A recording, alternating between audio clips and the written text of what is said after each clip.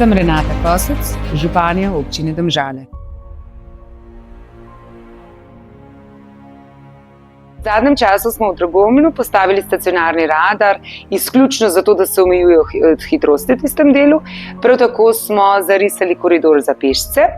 Vaša pobuda glede postavitve klopc pred osnovno šolo Dragomilj je v bistvu na mestu, pa vendar se bomo posvetovali še prej z vodstvom osnovne šole Dragomilj, če se s tovrstno zadevo strinjajo, da ne bi slučajno prišlo do kakršnekoli vandalizma. Prav tako bomo vprašali predstavnika oziroma vodjo enote vrtca, ali bi se strinjali, da bi se igrišče pred vrtcem čez dan odprlo tudi za krajane. Glede kolesarske steze, kolesarska steza se projektira, torej v fazi projektiranja, ampak to je dejansko šele začetek celotnega projekta, ker potem nas seveda še bolj tisto zahtevno delo čaka, ko bomo mogli pridobiti sama zemljišča. Sicer vas pa vabim, z naslednjim letom bomo znova objavili naš javni razpis za participativni proračun, kjer lahko s svojimi predlogi pa pobudami podate še, kako bi v vašem kraju popestrili same aktivnosti oziroma življenje. Veseli me, da je občina Domžale mladim prijazna občina. To dokazujemo z prejetim certifikatom, pa ni samo certifikat bistven, ne samo mladim, tudi mladim družinam smo prijazni. To delamo na več načinov. Eden od teh načinov je, da smo s tem šolskim letom vključili vse otroke, ki izpolnjujejo pogoje, vključili v naše domžalske vrtce.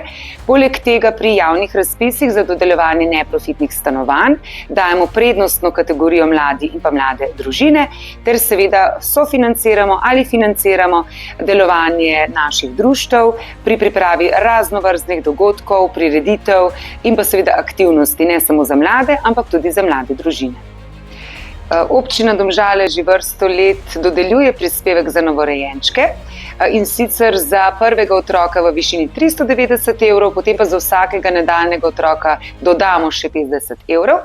Pogoj pa je, eden izmed pogojev seveda stalno prebivališče, ki pa mora biti vsaj 1 leto. Zakaj?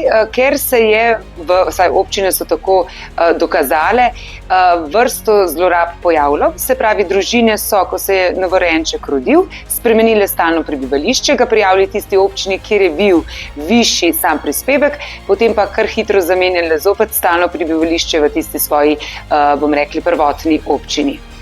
Vkolikor so družine v stiski, lahko zaprosijo za izredno socialno pomoč na občini Domžale, prav tako so pa na voljo torej tudi druge pomoči na strani države oziroma Centra za socialno delo.